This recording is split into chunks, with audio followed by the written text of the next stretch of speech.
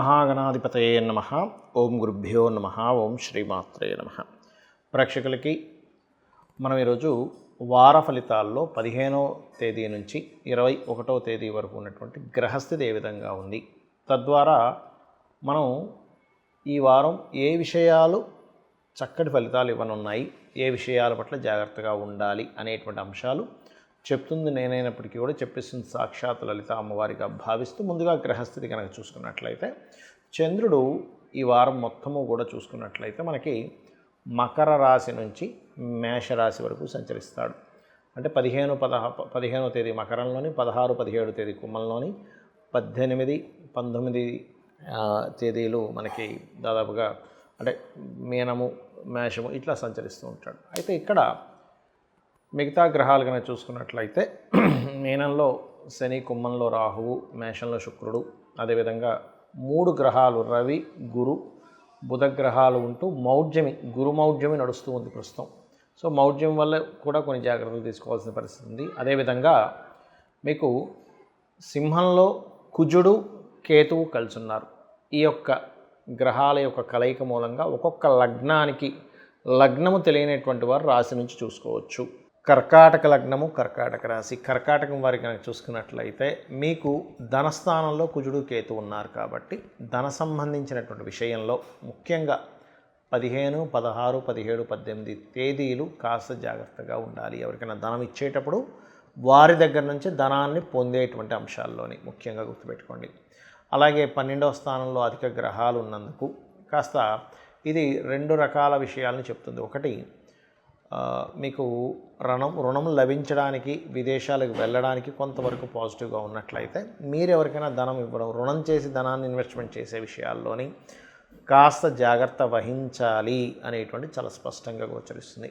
అదేవిధంగా కర్కాటకం వారికి ఈ 3వ అధిపతి కూడా 12లో ఉన్నందుకు మీ అన్నదమ్ములు వరుస అయ్యి వారిని ఏదైనా విదేశాలకు తీసుకెళ్ళాలి, లేదా వాళ్ళ యొక్క సహకారంతో మీరు విదేశాలకు వెళ్ళడానికి అనుకూలిస్తుంది. అయితే ఇక్కడ ఈ కర్కాటకం వారికి పంచమాధిపతి అంటే సంతానానికి కారకుడు ఎవరైతే ఉన్నారో ఆ పంచమాధిపతి ముఖ్యంగా ఎప్పుడైతే కేతువుతో ఉన్నాడో ఈ సంతానం కోసం ఇబ్బంది పడేటువంటి వారు ప్రధానంగా ఇప్పుడుండే కాంబినేషన్ వల్ల రావి చెట్టు చుట్టూ ప్రదక్షిణాలు చేయడం, అది కూడా ముఖ్యంగా శనివారాలు ఉదయం 5:30 ఆ ప్రాంతంలో కనుక చేసినట్లయితే 5:30 నుంచి 6:30 మధ్యలో కనుక చేసినట్లయితే మంచి ఫలితాలు వస్తాయి. 5 నుంచి 6:30 మధ్యలో.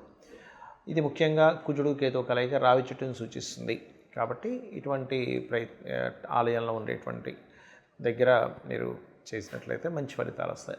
అదేవిధంగా మరొక విషయం ఏంటంటే మీ సంతానానికి ధనాన్ని ఇచ్చి ఎక్కడికైనా పంపించేటువంటి అంశంలో కొంత జాగ్రత్తగా ఉండండి. తెలియకుండానే కొన్ని సందర్భాల్లో కొన్ని కారణాల వల్ల దూరంగా ఉండడం సంతానం ఉద్యోగరీత్యానో లేనట్లయితే విద్యారీత్యా దూరంగా వెళ్ళడం అనేటువంటిది కూడా చాలా స్పష్టంగా గోచరిస్తుంది. అదేవిధంగా ఇక్కడ ఎవరికైనా ధనాన్ని భూమి కోసం, ముఖ్యంగా ప్రాపర్టీ కోసం కానివ్వండి, లేనట్లయితే వాహనం కోసం కానివ్వండి, ఎవరికైనా ధనం ఇచ్చేటప్పుడు వారు ఎటువంటి వారు ఏమిటి అని తెలుసుకొని ఇవ్వండి. బికాజ్ ఆఫ్ ఇక్కడ ధనస్థానంలో కుజుడు, కేతు ఉన్నారు కాబట్టి ఈ జాగ్రత్త ఖచ్చితంగా తీసుకోవాలి. ఫ్యాషన్ రిలేటెడ్, అందానికి సంబంధించిన, బ్యూటీ రిలేటెడ్ సంబంధించినటువంటి వాటికి మీరు అటువంటి కోర్సెస్ చేయడము, అటువంటి వాటిల్లో మీకు ఉద్యోగ అవకాశాలు రావడం అనేటువంటి చాలా స్పష్టంగా గోచరిస్తుంది. ఇక మీరు చేయవలసినటువంటి నిత్య దేవతారాధన, స్కందుని యొక్క ఆరాధన, గణపతి యొక్క ఆరాధన చేయండి. అనే విధాలు మీకు బాగుంటుంది. చాలామందికి ఏంటంటే మౌఢ్యమి సమయంలో ఎటువంటి పనులు చేయాలి అనేటువంటి సందేహం ఉంది. ఇక్కడ మనం చూసుకున్నట్లయితే అసలు మౌఢ్యం ఎందుకు ఏర్పడుతుంది? రవికి, సూర్య భగవానుడికి దగ్గర డిగ్రీల్లో ఏదైనా గ్రహం వెళ్ళినట్లయితే అది దాని యొక్క శక్తిని కోల్పోతుంది. సర్వసాధారణంగా మనకి శుక్రమౌఢ్యమి, గురుమౌఢ్యం అని 2 వస్తూ ఉంటాయి. గురుమౌఢ్యం మాత్రం సంవత్సరానికి ఒకసారి వస్తుంది, కానీ శుక్రమౌఢ్యం అలా కాదు, అప్పుడప్పుడు వస్తుంది, వెళ్ళిపోతుంది. ఎందుకంటే శుక్రుడు రవికి దగ్గరలోనే తిరుగుతూ ఉంటాడు కాబట్టి. ఈ సంవత్సరం 1 నెల రోజుల పాటు ఉంది గురుమౌఢ్యమి. అయితే ఈ సమయంలో చాలామంది చేయకూడనివి ఏమిటి, అసలు మౌఢ్యం ఉన్న పట్టించుకోకుండా చేయవలసినవి ఏమిటి అంటే, చాలామంది నన్ను అడుగుతుంది ఏంటంటే, ఏమంటే కొత్త జాబ్లో జాయిన్ అవుతున్నాము, జాయిన్ అవ్వచ్చా వద్దా అని అడుగుతూ ఉంటారు. ఇక్కడ మౌఢ్యంకి మీరు చేసేటువంటి జాబ్కి ఎటువంటి సంబంధం లేదు. చక్కగా మీరు జాబ్లో జాయిన్ అవ్వచ్చు, అందులో ఎటువంటి సందేహం లేదు. అలాగే మరొక విషయం ఏంటంటే, మరి ఎటువంటి విషయాలకి మనం జాగ్రత్తగా ఉండాలి? గృహ ఆరంభాలు గుర్తుపెట్టుకోండి. గృహారంభము, గృహప్రవేశము, వివాహము. ఎందుకు అంటే మనకి చూడండి గురుబలము అంటూ ఉంటాం. గురుబలము అన్నప్పుడు ఏదైనా పురోహితుల దగ్గరికి ఆలయాల్లో మనం వెళ్ళినప్పుడు ఫలానా పేరండి, ఫలానా నక్షత్రం అన్నప్పుడు ఇప్పుడు గురుబలం ఉందండి అంటున్నాడు. అంటే ఏంటి? గురుబలం కంపల్సరీ కావాలి ప్రతి ఒక్కరికి కూడా. ఆ రకంగా గురువు యొక్క బలము కనుక తక్కువగా ఉందనుకోండి, అప్పుడు ఏమవుతుంది? ఆ పని ఫలకృతం అవ్వదు. అందుకని గురువు సహజ శుభగ్రహం కాబట్టి మౌఢ్యమిలో ఉన్నాడు కావున మీరు ఈ సమయంలో వివాహాలు, నిశ్చితార్థాలు, ఇలాంటివి కొంచెం అన్నప్రాసనలు ఇలాంటివన్నీ కూడా కొంచెం చేయొద్దని చెప్తుంటారు. కొంతమంది అన్నప్రాసన కూడా పెద్దగా పట్టించుకోరు, బట్ దాని పెద్ద ఇబ్బంది ఏం లేదు. కానీ ముఖ్యంగా గృహప్రవేశాలకి, వాహనం కొనుగోలు చేయడానికి అయితే శుక్రమౌఢ్యమి కాదు, గురుమౌఢ్యం కాబట్టి వాహనానికి కూడా పెద్ద ఇబ్బంది ఏమి ఉండదు, చేసుకోవచ్చు. ఎందుకంటే శుక్రుడు బాగానే ఉన్నాడు, కాకపోతే కొంత కేతుతో దృష్టిలో ఉన్నాడు కాబట్టి ఒకవేళ వాహనం కొనుక్కునే వాళ్ళు ఎవరైనా ఉంటే గణపతి ఆరాధన చేసుకొని తీసుకోవడం మంచిది. అయితే కొన్నిసార్లు మనకు తప్పనిసరి తీసుకోవాల్సి వస్తాయి. కొన్ని ఏమండి మేము ఆల్రెడీ ఇచ్చేసాము, ప్రారంభం అయిపోయింది అన్నప్పుడు సూర్య ఆరాధన చేయాలి. అంటే తప్పనిసరి మాకు ఇంకా గత్యంతరం లేదు అని అనుకున్నప్పుడు సూర్య ఆరాధన చేయడం వల్ల కొంత దోషం తగ్గుతుంది, కానీ దాని ప్రభావం కొంత ఉంటుంది.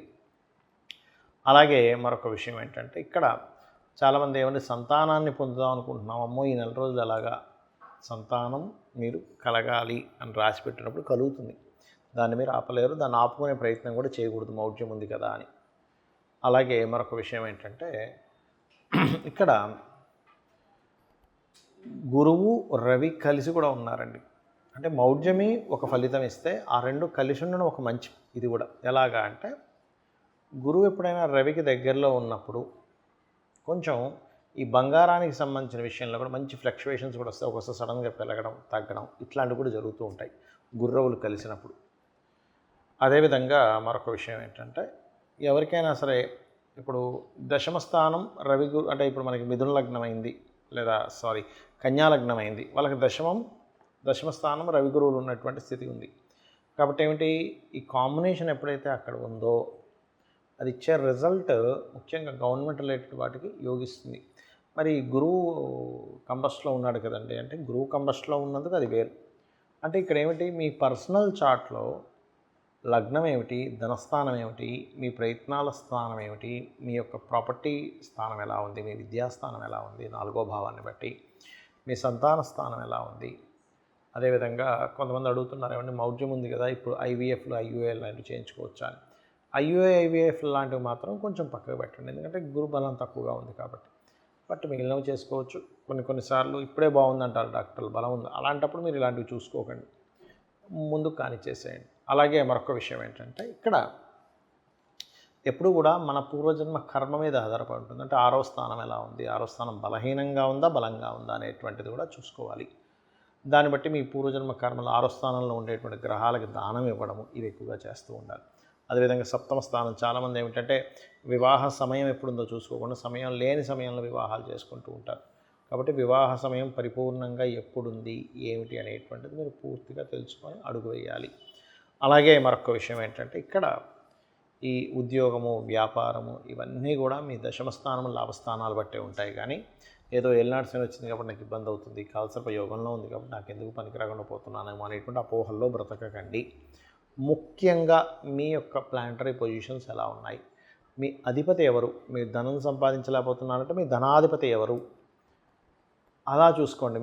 మీకు ఏ గ్రహం అయింది, అది పాపకత్తెరలో ఉందా శుభకత్తెరలో ఉందా, ఎక్కువ అప్పులు అవుతున్నాయంటే ఎందుకు అవుతున్నాయి, లాజికల్గా ఫస్ట్ ఆలోచించి దాని తర్వాత ఓం అపర్ణాయ నమః మంత్రం చేసుకోవచ్చు. లేదా ఉద్యోగం రావట్లేదు, ఓం శ్రీమాత శ్రీ మహారాజ్ని శ్రీమత్ సింహాసనేశ్వరి నమః చేసుకోవచ్చు. లేదా ఓం మాణిక్య మకుటాకార జానుద్వయ విరాజితాయై నమః అనే నామస్మరణ చేసుకోవచ్చు. ఇలా మనకి తెలుసో తెలియకో అజ్ఞానంలో ఏదైనా కర్మల్లో మనం పూర్వజన్మల నుంచి తెచ్చుకున్నా కూడా అమ్మవారి ఆరాధన అనేటువంటిది మనల్ని పూర్తిగా ఉన్న కర్మల నుంచి బయటపడేస్తుంది. చాలామంది నన్ను అడుగుతున్న ఇంకొక విషయం ఏమిటంటే అది ఏమంటే చాలా కష్టాల్లో ఉన్నాం, ఒకవైపు బిజినెస్ మొత్తం డౌన్ అయిపోయింది, ఉన్న ఉద్యోగం పోయింది, ఆరోగ్యం దెబ్బతిన్నది, లేకపోతే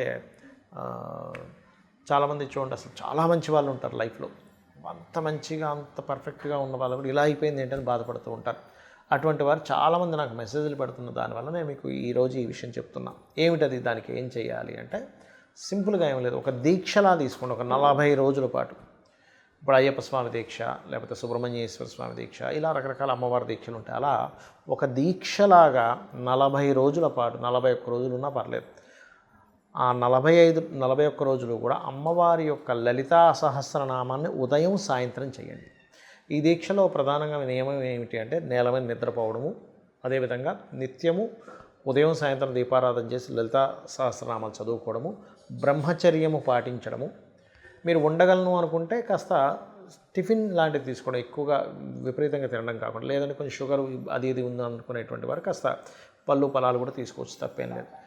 ఇవి గనక చేసినట్లయితే, ఒక దీక్షలో ఎలా చేస్తారో అలా చేసినట్లయి ఆఖరి రోజు దీక్ష అయిపోయిన తర్వాత ఏదైనా అమ్మవారి దుర్గా ఆలయం కావచ్చు, లలిత ఆలయం కానీ వెళ్ళి వచ్చినట్లయితే, దీనిలో ముడుపులేం కట్టక్కర్లేదు, మీ జీవితం ఖచ్చితంగా మారుతుంది. శ్రీమాత్రే నమః.